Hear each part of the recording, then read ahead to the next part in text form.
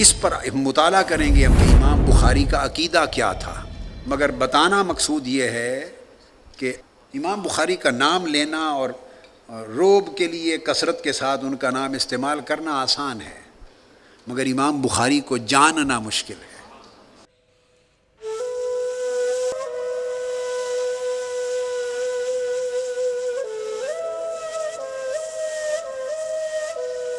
جو کتب حدیث ہیں دیگر، ان کی ترتیب اور ان کی ابتدا وہ ڈیفرنٹ انداز سے ہوئی ہے۔ مثلا امام مسلم نے اپنی الجامع الصحیح کی ابتدا کتاب الایمان سے کی ہے، یعنی پہلی بک جو قائم کی ہے وہ ایمان کے معنی پر، اس میں پھر ایمان اور اسلام کے مضمون پر مشتمل احادیث کو لاتے ہیں۔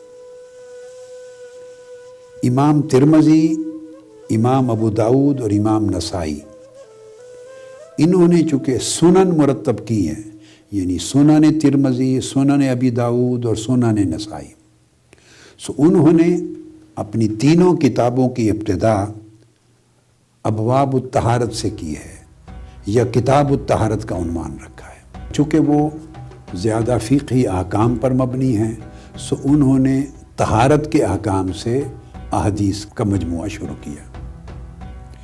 جبکہ امام مسلم، ان کی کتاب کی نوعیت امام بخاری جیسی ہے، یہ ایک جیسی ہے، اور دونوں کا عنوان ہے الجامع المسند الصحیح المختصر، تو دونوں نے سنن نام نہیں رکھا، الجامع نام رکھا ہے، یعنی جمیع ابواب اور موضوعات کی جامع ہیں یہ دو کتابیں۔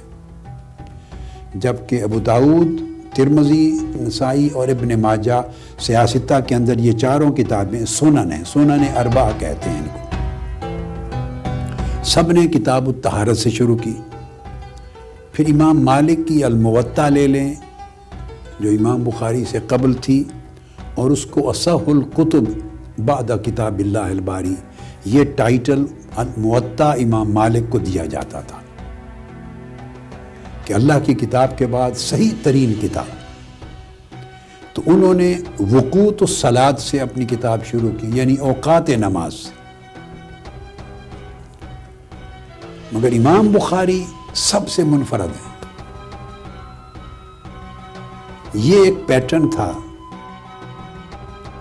جو ائمہ حدیث امام بخاری سے قبل اختیار کرتے چلے آ رہے تھے۔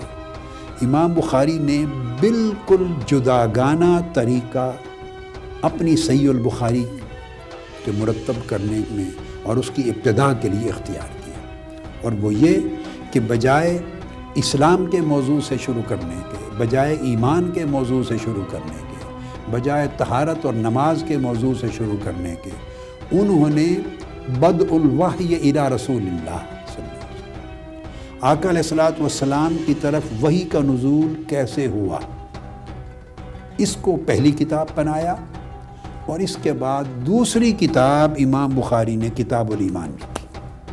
اس ترتیب کو اختیار کرنے میں جو راز میری سمجھ میں آیا ہے وہ یہ ہے، آپ عاشق رسول ہیں، اس سے آپ کے عشق رسول صلی اللہ علیہ وآلہ وسلم پر بہت بڑی دلالت قائم ہوتی ہے، بڑا ثبوت ملتا ہے۔ محبت دیکھیے سے غیر معمولی محبت ہے، اس کے لیے آپ نے اسلوب اپنی کتاب کے ابتدا کا جدا کر دیا، الگ اسلوب اختیار کیا۔ اب آپ کے ذہن میں آئے گا کہ کیف کان بدء الوحی الی رسول اللہ صلی اللہ علیہ وسلم، کہ آقا علیہ السلام پر وحی کی ابتدا کیسے ہوئی، وحی کیسے اترا کرتی تھی، اس وحی کی کیفیت کیا ہوتی تھی، اس وقت میں آقا علیہ السلام کی حالت کیا ہوتی، یعنی اس مضمون سے اپنی کتاب صحیح بخاری کا آغاز کیا ہے اور پوری کتاب فکس کی ہے۔ وجہ کیا ہے کہ بدء الوحی سے آقا علیہ السلام کی اعلان نبوت کا آغاز ہو رہا ہے، بدء الوحی سے آقا علیہ السلام کی بعثت کا آغاز ہو رہا ہے۔ یہاں سے اس نزول وحی سے حضور علیہ الصلوۃ والسلام کے زمانہ نبوت، بعثت اور اعلان نبوت کا زمانہ شروع ہو رہا ہے۔ لہٰذا امام بخاری نے جملہ تعلیمات اسلام کا ذکر کرنے سے پہلے تذکرہ نبوت کو مقدم جانا ہے۔ تذکرہ نبوت فرمایا۔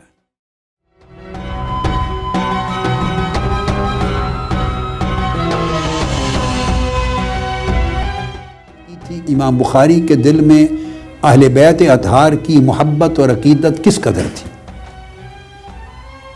جہاں بھی سیدہ کائنات حضرت فاطمہ الزہرا کا اسم گرامی مفردن اکیلے آیا ہے، یعنی ساتھ بنت النبی کا لفظ نہیں آیا، پھر بنت النبی کے ساتھ صلی اللہ علیہ وآلہ وسلم آ جاتا ہے، جہاں اکیلے آپ کا ذکر آیا ہے، امام بخاری نے جو ٹائٹل صحابہ کرام اور صحابیات کے لیے یا ازواج مطہرات کے لیے بالعموم استعمال ہوتا ہے، رضی اللہ تعالی عنہ یا رضی اللہ تعالی عنہا، وہ اختیار نہیں کیا سیدہ کائنات حضرت فاطمہ الزہرا کے لیے۔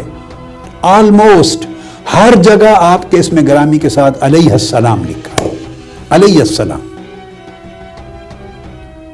یہ آپ کا اہتمام کے ساتھ اپنی صحیح بخاری میں یہ اسلوب اختیار کرنا اہل بیت اطہار کے ساتھ آپ کی غیر معمولی محبت اور عقیدت کو ظاہر کرتا ہے۔